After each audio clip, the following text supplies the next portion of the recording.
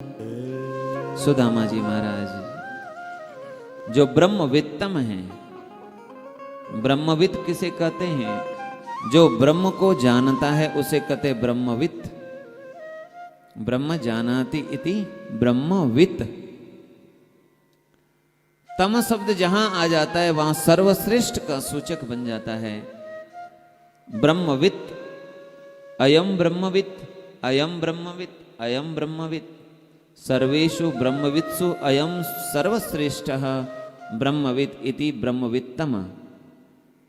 सभी ब्रह्मवेत्ताओं में यह श्रेष्ठ हैं, इसलिए इन्हें ब्रह्मवित्तम कहते हैं। ऐसे ब्रह्मवित्त बनते कौन हैं?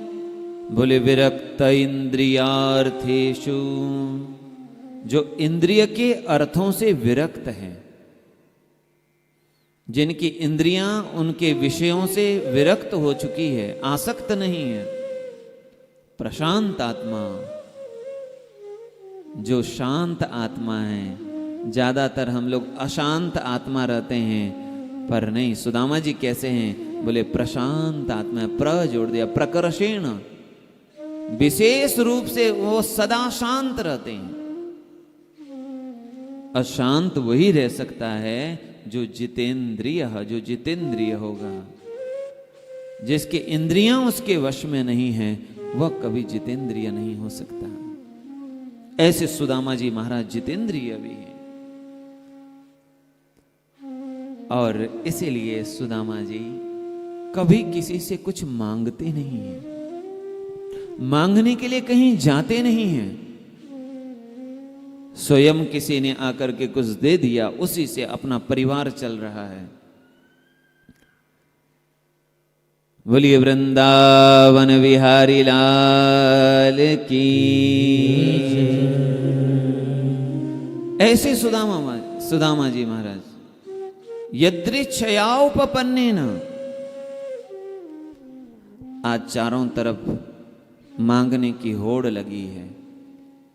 मैं इतना मांग करके इतना बड़ा कुछ कर लूं, मैं इतना मांग करके इतना बड़ा आश्रम बना लूं, मैं इतना मांग करके इतनी बड़ी गौशाला बना लूं।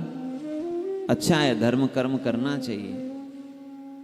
चारों तरफ होड़ लगी है मांगने की, लेकिन सुदामा जी महाराज ऐसे भक्त हैं, ऐसे विरक्त हैं, ग्रस्त होकर के भी। यदृच्छयोपपन्नेन, कभी किसी से मांगते नहीं। और कबीरदास जी ने तो ये कहा, कबीरा साधु जगत गुरु जिन तजी जगत की आस। कबीरदास जी कहते हैं वो साधु जगत गुरु हैं। कौन? बोले जिसने जगत से आशा छोड़ दी है। लेकिन जिसने अभी भी जगत से आशा बना के रखी है, उसके लिए जगत उसका गुरु है और वो स्वयं दास है। कबीरा साधु जगत गुरु जिन तजी जगत की आस, और जिन जग सो आशा करी जगत गुरु वह दास।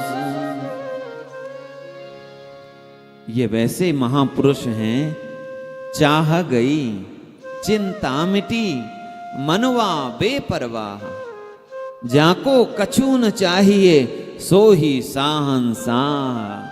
वो साहंसाह है, वो बादशाहों का भी बादशाह है, जिसको कुछ नहीं चाहिए, वही सबसे बड़ा बादशाह है।